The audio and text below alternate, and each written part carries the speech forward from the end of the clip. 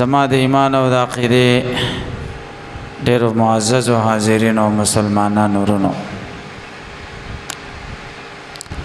دا کم د آیت کریمه صحیحه او د رسول الله صلی الله علیه وسلم یو مبارک حدیث تاسو ته وړاندې ما ولوست. دې کې موږ له دین د ګاونډي د حقوقو بیان کوي، ځکه زمونږ دین صرف انفرادي عبادتونه نه دي چې سړی ځان لمونځ کوي، روژه نیسي، تلاوت، ذکر، اذکار، دا ښه کارونه دي، خو انفرادي دي، ستا ځان سره تعلق دی، ستا د ځان فایده ده. بلکې زمونږ دین اجتماعي دین دی. اجتماعي دا معنا معاشره کې خلکو سره اوسېږي، د هغې خلکو سره به ستا ګزاره څنګه وي. په هر میدان کې او د ژوند په هر اړخ کې زمونږ دین زمونږ رهنمایي کړې ده او موږ ته سمه لار راښودلې ده. د آیت کریمه کې الله تعالی 3 قسمه ګاونډیان موږ له بیان کړي. یو هغه ګاونډي چې ګاونډي هم دی او رشته دار دی هم دی، والجار ذی القربى، نیکی وکړه د هغه ګاونډي سره چې د رشتې والا دی هم دی. دویم والجار الجنوب، هغه ګاونډي چې ګاونډي دی خو رشته دار دی نه دی، پردی سړی دی.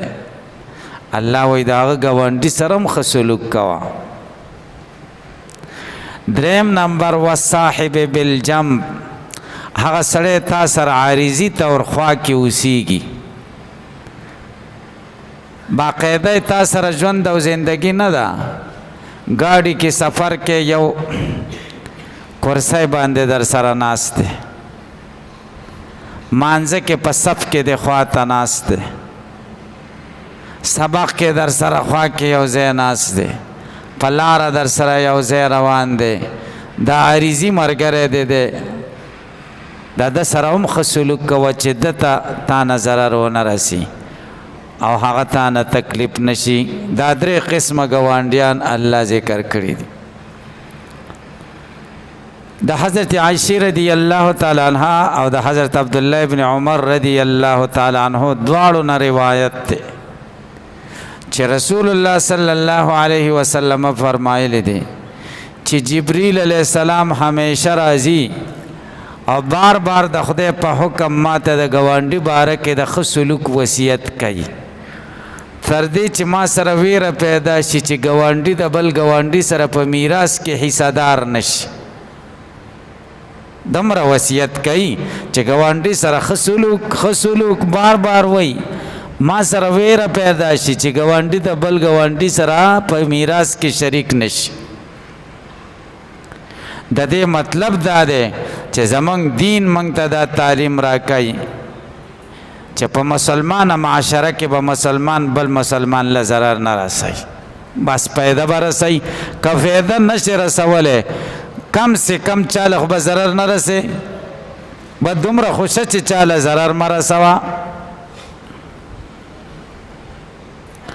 او حدیث شریف کې دی حضرت انس رضی الله تعالی عنہ فرمایي چې رسول الله صلی الله علیه وسلم فرمایل والله لا یؤمن، قسم مې د په خدای چې مؤمن نه دی، والله لا یؤمن، قسم مې د په خدای چې مؤمن نه دی. دریم ځل وی والله لا یؤمن، قسم مې د په خدای چې مؤمن نه دی. صحابه تپوس که قربان څوک یادی چې مؤمن نه دی؟ رسول الله صلی الله علیه وسلم فرمایل الذی لا یأمن جاره بوایقه، هغه سړی یادوم چې ګاونډي د تکلیف نه په امن کې نه دی، ګاونډي له تکلیف رسوي، ګاونډي له پریشانی رسوي، هغه یادومه. دا څومره یو وعید دی چې رسول الله صلی الله علیه وسلم فرمایلی چې سره د عبادتونو، سره د منځونو، سره د تلاوتونو، سره د روجو، سره د زکاتونو، سره د صدقو د مؤمن نه دی، کامل مؤمن نشي کېدی تر څو چې ګاونډي ته د تکلیف نه محفوظ نشي. منګه دا هر څه کوو دی ته دین وایو، عبادت ته انفرادي عبادت ته. معاشره کې چې زمونږ کمې خبرې تړلې دي او دین دی هغه مونږ د دین حصه نه ده شمارلې او نه ورسره داسې معامله کوو چې دې کې مونږ له ثواب میلاویږي نه، ځکه زمونږ معاشره ګډه وډه ده. اول حدیث دی رسول الله صلی الله علیه وسلم فرمایلی دی من اذا جاره فقد اذانی ومن اذانی فقد اذل. چا چې ګاونډي ته ضرر ورساو نو ما ته تکلیف را ورساو، او رسول الله وایي چا چې ما ته تکلیف را ورساو نو الله ته تکلیف ور ورساو. د الله د رسول او د الله ته د تکلیف رسولو مطلب دا دی چې د الله د حکم او د الله د رسول صلی الله علیه وسلم د حکم مخالفت وکړو. هغوی له تکلیف په دې کې دی چې د هغوی د حکم مخالفت دی وکړو. دا دومره لویه خبره ده او موږ دې ته توجه نه کوو. دویم یو سړی رسول الله صلی الله علیه وسلم ته راغی، وایي قربان زمونږ ګاون کې یوه ښځه ده صرف فرض منځونه کوي نوافل نه کوي، خو د ګاونډیانو سره ښه سلوک کوي. ښه سلوک دا دی په ماشومانو نن خلي، هغوی له تکلیف نه رسوي، په زوره چغې نه وایي چې هغوی د خوب نه خراب کړي، هغوی ته پریشانی او تکلیف پیدا کی. په وړو وړو خبرو ګاونډي سره بد زبانی نه کوي. نو رسول الله صلی الله علیه وسلم ورته وفرمایل هي فی الجنه، دا به جنت ته ځي. سره د دې نه چې نوافل کم دي، تهجد ذکر پکې نشته، د ذکر اسکار او د تلاوت ذکر پکې نشته، د اشراق او د اوابین او د صلات ضحا ذکر پکې نشته. رسول الله صلی الله علیه وسلم بشارت ورکوي دا به جنت ته ځي. ځکه دین دا دی چې د بل چا د ضرر نه به ځان ساتي. عبادت خو ستا د ځان فایده ده، که کې یو که نه کې. بیا راغی وایي قربان زمون ګاون کې یوه بله ښځه ده، هغه تهجد گزاره ده، ډېر عبادت کوي او ډېره منځګزاره ده، خو د ګاونډي ته په ډېر تکلیف کې دی. په وړو وړو خبرو ګاونډي سره نښلي، بد زباني کوي، چغې او سورې وایي، خلک ته په تکلیف کې او په ماشومانو نښلي. دا خو ډېر بېوقوفه خلک دي. ښځې خو څه کوي سړي په ماشومانو نښلي، دا بېوقوفه او ناپویه خلک دي. ځکه ماشومان خو لږ شېبه وروسته بیا مغشاني، هغه جوړه وکړي بیا تا نه تپوس نه کوي چې مونږ جوړه کوو ستا څنګه خوښه ده. نو رسول الله صلی الله علیه وسلم ورته وفرمایل هي فی النار، دا به دوزخ لځي. سره د منځونو، سره د عبادتونو، سره د نوافلو ګاونډي ته تکلیف رسوي. رسول الله صلی الله علیه وسلم خبرداری ورکوي هي فی النار، دا به دوزخ لځي.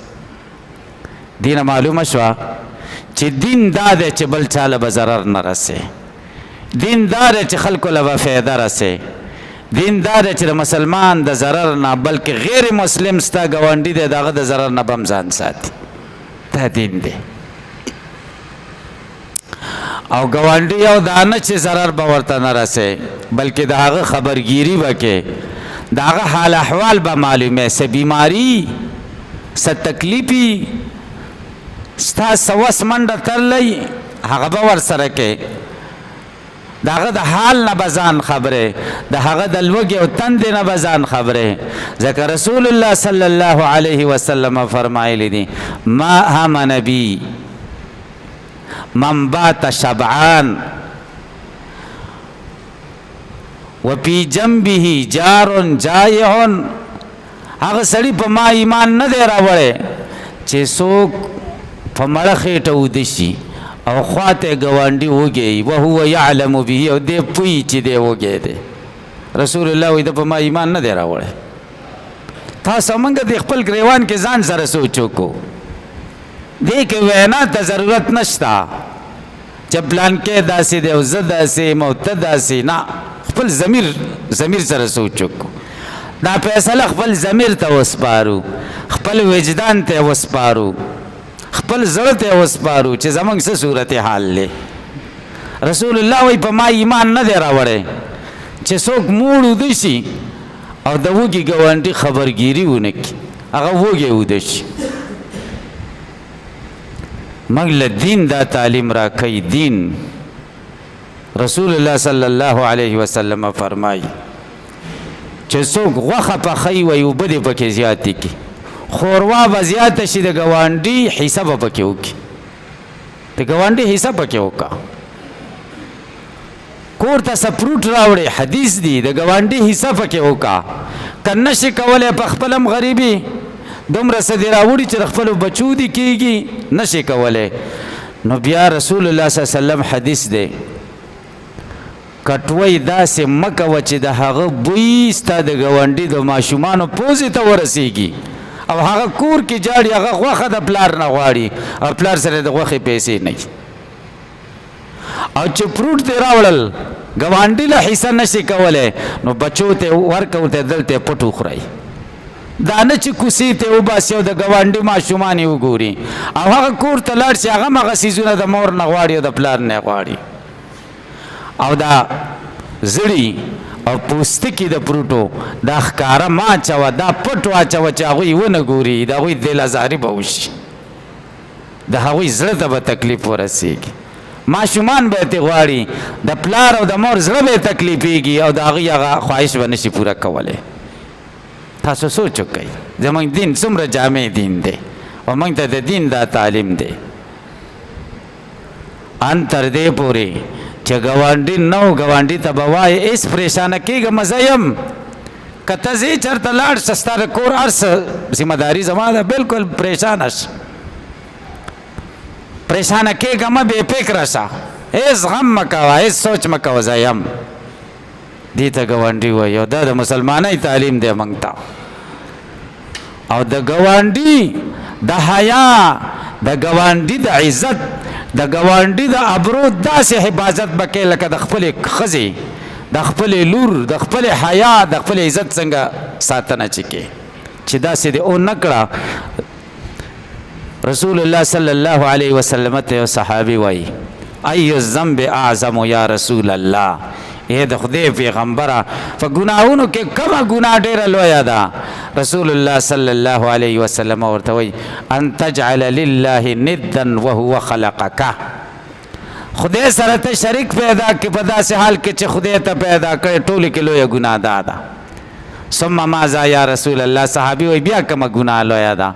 نبی علیہ السلام ورته وایي ان تقتل ولدک خشیة ان یطعم معک، چې بچی مړ کې د دې ویرې نه چې ما سره به خوراک کوي، عربو به لوریانې وجلې که نه. صحابي تپوس کوي ثم ماذا یا رسول الله؟ بیا کومه ګناه د ټولو ګناهونو نه لویه ګناه ده؟ رسول الله صلی الله علیه وسلم ورته وایي ان تزنی حلیلة جارک، چې د ګاونډي د ښځې سره بدکاري وکړي. بدکاری او زنا اسم جرم دی او ګناه ده، ګناه کبیره ده. بیا ګاونډي خو ستا په اعتماد دا کور پرېښی، هغه حیا او عزت تا ته سپارلی، ته د ګاونډي حیا او عزت ته غل شوې، ګناه خو ده خو دوچنده شوه، دوچنده په دې شوه چې ګاونډي په تا اعتماد کړی، تا په دې اعتماد کې داسې کار وکړو. نو ګورئ د ګاونډي زموږ دین کې ډېر حقوق دي او د دې مسلماني دې ته وایي چې د دې خیال به ساتي. ته یخې اوبه څښې، د ګاونډي لږ تپوس وکړه چې د اوبه څنګه دي، په دې اوړي کې دی څنګه اوبه څښي. ته پکي ته ناست او ایر کنډیشن ته ناست، خوا ته د ګاونډي تپوس هم وکړه دته څه د پکي بندوبست شته او که نشته؟ که شته ښه ده، که نشته ورته وایي زه څه خدمت وکړم، یو پکي تار به درکړم. ما خو د 10 لکو د 15 لکو د شمسیانو پلانټ لګولی، ما ته غورځه بریدي، دا یو پکې که پکې ستا ولګېږي نو څه به وشي؟ تاسو د دې ګاونډي داسې حق تپوس کړی دی؟ د خپلې مسلمانۍ ته خپله سوچ وکئ، په خپله دا فیصله تاسو وکئ چې دا مسلماني زمونږ په کم معیار کې ده. بیا موږ ژړا فریاد کوو چې په موږ حاکمان ظالمان مسلط دي، په موږ ظلم کیږي، زمونږ ورځ بده ده. دا حاکم به په تا څنګه حضرت عمر رضی الله تعالی عنه راځي چې ستا عمل د چا دی؟ عمل زمونږ د چا دی؟ د بدعمله خلکو دی. او موږ دا غواړو چې حاکمان دی په موږ باندې عمر ابن عبدالعزیز په شان عادلان او د انصاف والا راشي. دا نشي کېدی. دا کې چې کیکر ونه وکړي او تا ته دې میوه وکړي، سیوان درته وکړي، ونګور دې درته وکړي، دا نشي کېدی. د کیکر ونه به ازغي کوي. چې کیکر ونې کرې نو ازغو ته به تیارېږي. د زمونږ د اعمال دي چې په موږ مسلط دي. او موږ وایي شکر دی موږ مسلمانان یو چې جومات ته راشو مونځ وکړو. بس شکر دی مسلمان شم چې 5 وخته مونځ مې وکړو. دا څه خبره ده؟ دا مونځ دا خو اسانه کار دی، دا خو د دین یوه حصه ده، یو جز دی. تا ټیک د ښه کار دی وکړه، خو د دین په یوې حصې دی عمل وکړو. دا نورې بله حصې چې درته پاتې دي په دې به څوک عمل کوي؟ دا دغسې رالیږل شوي. پیغمبر علیه السلام تعلیمات نه دي. صحابه صرف منځونه کول، نور کارونه نه کول. پس واقعات نه دي اورېدلي که صحابه ویوسرون علی انفسهم ولو کان بهم خصاصه. دی به نور ته انتخاب ورکو، نور به غوره کول، نور به په ځان مخکې کول. اگر که په دی به لوږه وه، په دی به تنده وه، خپله لوږه به برداشت کوله، خپله تنده به برداشت کوله، خو د ګاونډي ته به راحت ورکاو، ګاونډي به د تکلیف نه بچ کاو، هغه به د مصیبت، هغه ته به خوشحالي ورکوله، ځان به یې خفه کاو. زه دې خفه شم خیر دی، خو چې دی خوشحالی. امنګ وایي چې زه خوشحاله شم دا ټوله دنیا په بلا ولګوه. زمونږ دا تصور دی، دا ټوله دنیا دې په بلا ولګي. مونږ دا وایو، خو دا مسلماني نه ده. ګورئ نه مونږ ته د اسلام تعلیم دا نه دی، د رسول الله صلی الله علیه وسلم راوړی دین دا نه دی. مونږ چې کوم دین کوو، ګورئ په دین مونږ عمل نه کوو، د نبی کریم صلی الله علیه وسلم تعلیمات دغه نه دي. نو مونږ باید دې ټولو خبرو ته متوجه شو. الله به مونږ مسلمانان جوړې کو. ځکه نبی کریم صلی الله علیه وسلم فرمای خیر الجیران خیرهم لجاره. په ګاونډیانو کې بهترین ګاونډي هغه دی چې د نورو د خپل ګاونډي سره ښه سلوک کوي. ښه سړی هغه دی ګاونډي نه تپوس وکړه دا پلانکی څنګه دی، چې هغه درته د هغه ریکارډ بیان کړي دا داسې سړی دی. او که چې نه د ګاونډي بېعزتي کوي په نسه خبره باندې، او تا سره دلته منځونه به ښه اوږده اوږده کوي، سجدې م اوږدې اوږدې، صلی تسبیح م کوي، نسبې. ځکه رسول الله صلی الله علیه وسلم فرمایلی دي په ګاونډیانو کې بهترین ګاونډي هغه دی چې د نورو خپل ګاونډي سره ښه سلوک کوي. بس تا سره او ما سره خو میلاویږي، مسلمان ښه به کوي، ما تا ته خو پته نه لګېږي، د سړي پته د ګاونډي نه لګي. ګاونډي نه تپوس وکړه چې پلانکی څنګه سړی دی. نو موږ او تاسو باید عبادات سره سره معاشرې ته متوجه شو چې مسلمانانو معاشره جوړه کو. زړه کې د مسلمانۍ درد او سوچ پیدا کو چې د مسلمانۍ درد او سوچ زما په دې زړه کې څومره دی، او د مسلمان ته ما نه څومره تکلیف رسېږي، د مسلمان ته زما نه څومره فایده رسېږي. د فایدې سوچ وکړو، او چې کوم تکلیف زما نه رسېږي د هغې د هغه نه بخښنه وغواړو چې زه تا نه بخښنه غواړم، ما نه خو ډېره غټه غلطي شوې ده. او موږ په دې زور کې یو همیشه، او موږ دا سر نه ټیټوو، باید سر ټیټ کړو، سر ورته ښکته کړو ګاونډي ته چې ما نه بخښنه غواړم، ما نه ډېر زیاتی شوی، تا ته به زما نه ډېر تکلیف رسېدلی، بخښنه غواړم. دا کار موږ خپل کو، الله به هم رانه رضا شي، معاشره به هم صحیح شي، او زړه کې سکون به وجدان به هم نه ملامته کوي. ضمیر به چې اوس موږ ځان سره سوچ کوو، قسم به خدای ضمیر هم ملامته کوي. د دې ضمیر د ملامتیا نه ځان وباسئ. الله تعالی دې ما تاسو ته په دې لږو خبرو عمل کولو توفیق را نصیب کړي. درود شریف.